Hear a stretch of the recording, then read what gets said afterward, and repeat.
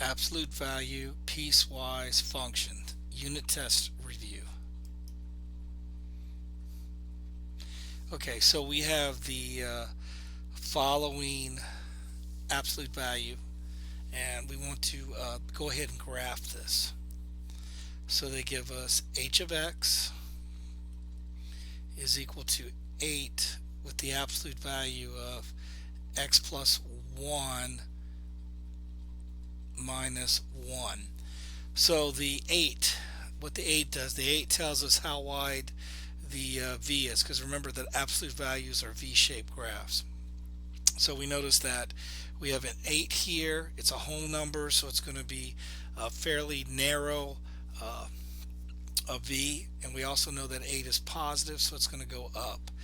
As for the x is inside of the absolute value, so we're going to take the opposite of a positive 1. That would be a negative 1. The y is right after it, so the y is equal to a negative 1. So our vertex would be negative 1 and negative 1. And remember, the vertex is either the highest or the lowest points.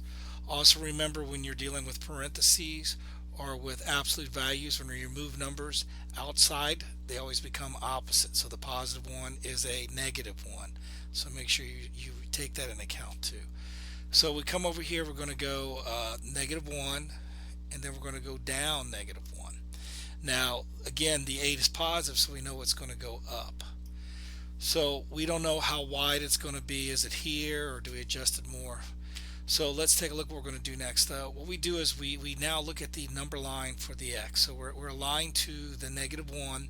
So we want to take the two numbers that surround the negative 1. So we have the negative 1 in the middle. So the first number to the right is 0. The first number to the left is negative 2. So this is your number that's in the middle here. So we want the first number to the right, which is 0, and the first number to the left, which is negative 2. So it's your choice which number you want to use, because we're going to take this number and plug it in for this x here. So chances are you probably don't want to really mess around with the negatives. So we're going to say x is equal to 0. We're going to take the original function we have here, h of x is equal to 8, absolute value, x plus 1 minus 1. So we're going to say h of 0 is equal to 8. We're going to take 0 plus 1 minus 1. So we're going to say h of 0 is equal to 8. We're going to treat these like parentheses, so we get the absolute value of a positive 1 minus 1. Well, the absolute value of a positive 1 is going to be 1. So this is going to become 8 times 1 minus 1. So we continue, so we're going to say h of 0. So h of 0 is now equal to 8 times 1, which is 8 minus 1, or h of 0 is equal to 7. So right here, where this 0 is, we're going to move this all the way to 7. Or another way of thinking about this, you could think of this as the point 0, positive 7. Now let's suppose we use the negative 2, because again you could choose either number. Well, the negative 2 put in here, the negative 2 would come out actually with a negative 1. But the absolute value of a negative 1 is a positive 1, and you can see that everything below this would be the same as well. So negative 2 would become also positive 7. So again, it doesn't matter which point that you choose, to the immediate right or to the immediate left, it's going to give you the same number there. Okay, so we have the following inequality. So let's go ahead and draw on what our segments would look like. We're going to go from negative 4 to 0. And again, like we talked about before, you have less than or equal to, greater than or equal to, solid dot, because you have solid lines there. If you just have less than or greater than, it's open lines because there is no solid. Well, both of these have solids. So there's a solid above the -4 and there's a solid above the 0. So now we come over here, we have from 0 to 6. So we draw on our segment, and actually it's not going to be an open circle. So let me erase this. So right here what we're doing is we're going from 0. Oops, let me cut the color back on here. So what we're doing here is we're going to go from 0 to 6, and again they're both solid. So let's take a look at that and see which one's going to work. So remember, we're looking at the x-axis here. So this point aligns with the -4 and this point aligns with the 0. But there's a problem here, and actually my mistake looking at this actually should be an open circle. So let's go ahead and adjust that. So before I dismiss that, let's erase this, and let's make this here into, there's our segment. Let's put an open circle above the 0, because the 0 should be an open circle. The 0 is not included. So we want to go from -4 to 0. It matches with 0, and that should be an open circle. Then we want to go to 0 to 6. So it looks like A should be our answer. So here we have -4. So this is at -4. And this one right here is going to 0. But you see the problem with this right here is that the starting points on these. So this one is at a -4 to 6, that matches, and that matches. This one, however, starts at -4 and it goes to 4 here. This one's at -4, but it's reaching to the 6. So really what we want to do is on this, we want to actually stay at the 4 there, because you want to go from -4 to 0 as well as 0 to 6. So B should be my answer.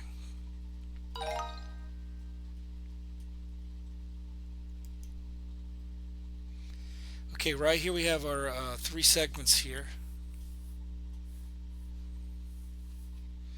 So this one is at 7, and this goes from -2 to +4. This one's at -2, so we're going to go from 4 to 9.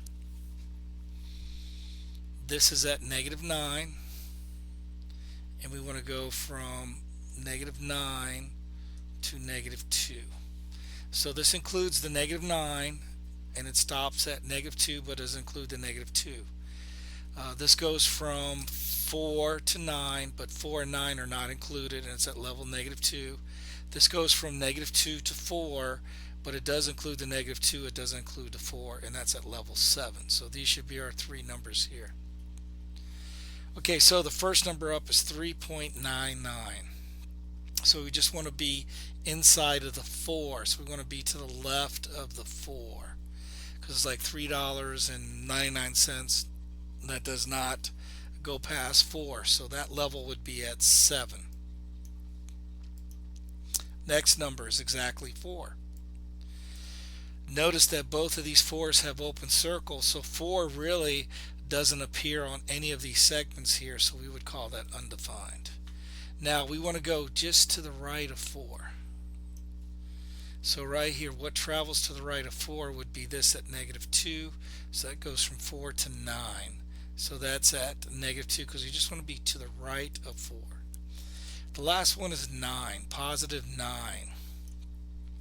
Notice again we have a problem here, because the 9 is an open circle, so the 9 is not included, so therefore none of these segments include the +9, so that's undefined. Okay, next problem here. We have g of 12. So g of 12. And we're using a letter t. So in other words, we want t to be exactly equal to 12. Well, this is no good because the number's got to be less than 6. This one does have possibilities, so it's got to be between 6 and 12, including the 6, including the 12. So it looks like this might be my best choice. This, however, has to be 12. It's got to be bigger than 12.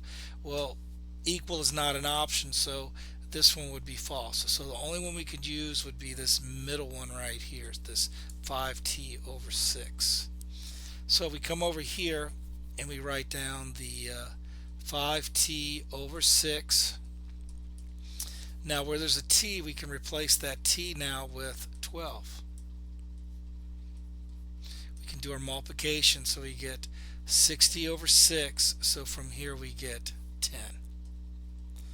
So g of 12 is equal to 10. So g of 12 has a value of 10.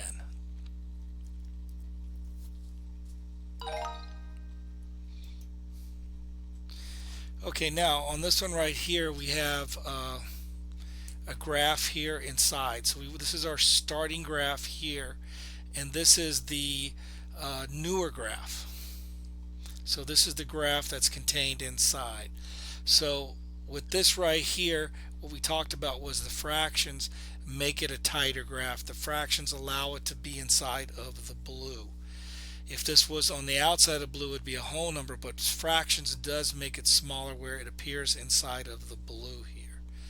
So we'll go ahead and take a look at the possible solution here. So looking at this, that's not even, they're not even worrying about any with the shifts in the front. So that's not even going to be a possibility for this one here. So let's take a look at it this way. Let's go this way. Let's write down what the actual original formula looks like.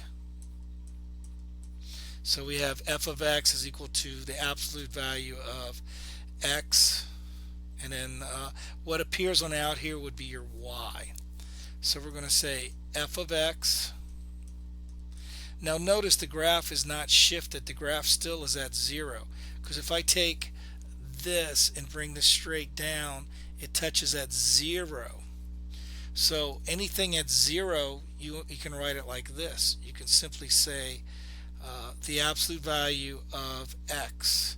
Now what did happen is that the graph itself was shifted up 5, so it did go up 5. So right here we could say plus 5. But again, we don't have to worry about anything in the front here. So that front number is not even a possibility. And in fact, it really wouldn't be called f of x again. It would actually have another name, because f of x is actually the parent graph, the original graph, the blue graph. So this new graph right here is g of x. So g of x is equal to x plus 5. Now remember, any number that goes inside of the absolute value would always be opposites. And any number outside, you just keep them the same because they're not inside of any parentheses or absolute value signs. So what we're looking for is the absolute value of x plus 5, and that appears here at C. Okay, next one. Now we have the scale factors here. That's kind of like what I was getting into the last one there. Right here, we have y is equal to the absolute value of x. But now, we're dealing with, we're going to reflect it across the x-axis, and then we're going to scale it by a scale factor of 1/4 here. So what does that mean? Well, the original 1/4 is positive, so the letter v would go up. This would be my x-axis. Now, when you reflect it, what's going to happen is that this is actually going to go down. So right here, my original one, using the 1/4, the scale factor, we go ahead and put it in front of the absolute value. and that would be the positive one, because you know the 1/4 is positive, so the v would go up. But now we want to reflect it, so when we reflect it, we cause the v to go down, so we have to introduce this as a negative 1/4 and then go the absolute value of x. So we want this to be a negative 1/4 with the absolute value of x, and the only choice here would be C. Okay, now we want to go ahead and graph this. So our original equation is g of x is equal to 5 absolute value of x minus 6 plus 2. You have a positive 5, so we know it's going to go up, and again, whole numbers make the graph fairly tight. As for your x is going to be the opposite of negative 6, so x is a positive 6. Your y is going to be positive 2. So therefore, your vertex point, so the vertex point here would be 6 and 2. Now remember, the vertex point is the highest or the lowest point. So we want to find 6, 2. So 6 is here, and then we want to go up 2. We do want the graph to go up. Now we don't know how wide the graph should be, so that's going to be what we're going to work on next. So now if we look at this and we take this number here, the vertex, we bring this straight down to the x-axis, that takes me to 6. So I'm going to write a 6 here. So now I want the first number to the right, which is 7, and then I want the first number to the left, which would be 5. So you can use one of these two numbers here and plug it in for the g of x. Well, let's use the larger of the two numbers, because if you use the larger two numbers, when you subtract, you're going to get a positive number. So we're going to say x is now equal to 7. So I'm going to take this equation right here, this g of x is equal to 5 absolute value of x minus 6 plus 2, and I'm going to replace the x now with 7. So I'm going to say 7 minus 6 plus 2. So I'm going to say 5.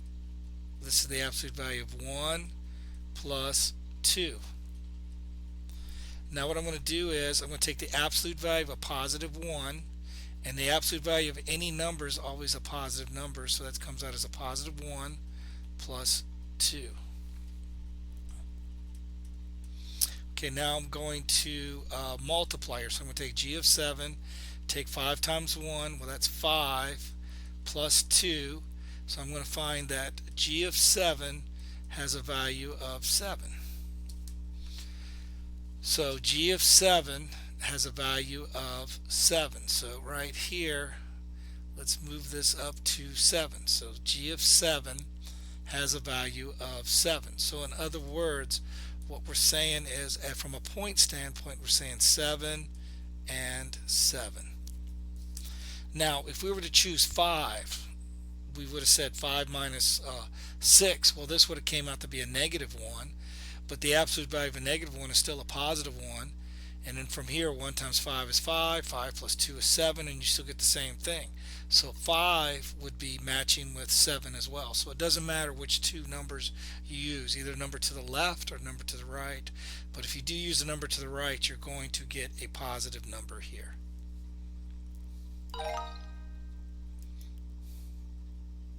Okay, now again we have 3 segments here, so let's work our way down to each particular level. So this is at level 6, and this goes from negative 9 to negative 5. But notice that each number, the negative 9 and the negative 5, is not included. This is at level 2. This goes from a negative 5 to a negative 4. Okay, so let's go to the next level. So the next level is located here, and this is at negative 6, and this goes from a negative 4 to a positive 9. but these numbers are not included. So negative 4 negative and positive 9 are not included. Negative 5 is included, negative 4 is not included. Negative 9 is not included, negative 5 is not included. So really the negative 5 is only one included. As for the 6, the positive 2 and the negative 6, they're going to be part of our table here. So here's the 6, 2, and negative 6. So the first number up is G as a negative 5. Well, here negative 5 is an open circle, so we can't use this. Here negative 5 has a solid circle, we can include this level here. So this segment we can include, and this would be at level 2. Now the next one is negative 4 point and a bunch of zeros and a 1. So that means we want to go to the left of negative 4. So we're not here, because you can't go to left. This is going to the right. This is the only one that allows us to go to the left of negative 4. And again, this is at level 2. Next question, you got G of negative 4. So G of negative 4, well, see, it's an open circle, and it's an open circle. So really none of the segments contain negative 4, so this would be undefined. Okay, next one, we have negative 3.999. So we want to just be inside of the negative 4, to the right of the negative 4. So this one's the only one that allows me to go to the right of the negative 4, and that would be at level negative 6.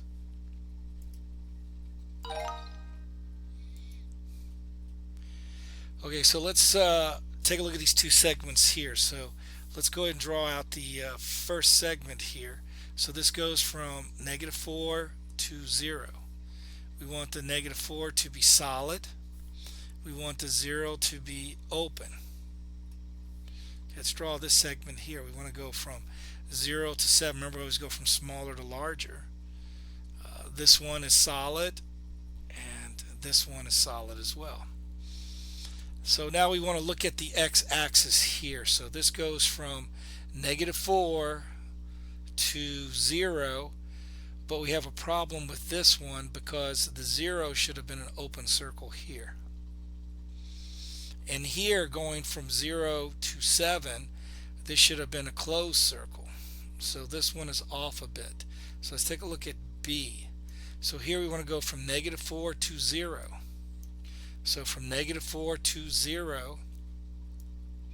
So from negative 4 to 0, this should be an open circle above the 0, so which we do have that. Now the next one should be 2 solid dots, I believe. And it is. So the second one should go from 0 to 7. So this goes from 0 to 7, because remember, any number that's between these even numbers that are listed are the odd numbers there. So B would be the best choice.